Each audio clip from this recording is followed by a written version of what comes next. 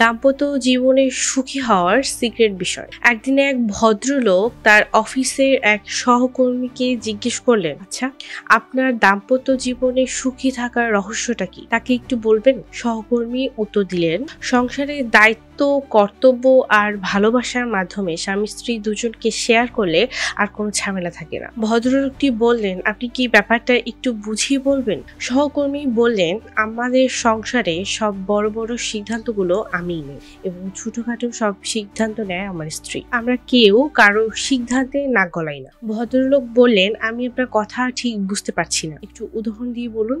সহকর্মী উত্তরে বললেন, ছোটখাটো বিষয় যেমন কোন গাড়িটা কিনবো, কত টাকা সঞ্চয় করব, সুপার মার্কেটে কখন যাব, ছুটিতে কখন ও কোথায় ঘুরতে যাব, কিরকম সোফা, ফ্রিজ, এয়ার কন্ডিশনার কিনবো, মাসের খরচ, কাজের লোক রাখবো কি না ইত্যাদি ছোটখাটো ব্যাপারে সবসময় সিদ্ধান্ত নেন আমার স্ত্রী। আমি শুধু তাতে আমার সমর্থন জানিয়ে দেই। ভদ্রলোক জিজ্ঞেস করলেন, তাহলে সংসারে আপনার ভূমিকাটা কি আসলে? সহকর্মী উত্তরে বললেন, আমার সিদ্ধান্ত থাকে সব বড় বড় ব্যাপারে, যেমন আমেরিকার ইরানকে আক্রমণ করা উচিত হবে কিনা, তেলেঙ্গানা নামের আলাদা রাজ্য সৃষ্টি হওয়া উচিত কিনা, ভারতে বিজেপি শাসন কতটুকু ফলপ্রসূ হবে, ব্রাজিল ফুটবল দলের কোচ কাকে বানানো উচিত, বাংলাদেশের ক্রিকেট দলে কোন প্লেয়ারকে রাখা উচিত ইত্যাদি। আমার স্ত্রী আমার এসব বড় বড় সিদ্ধান্তে কখনো মাথা গলায় না।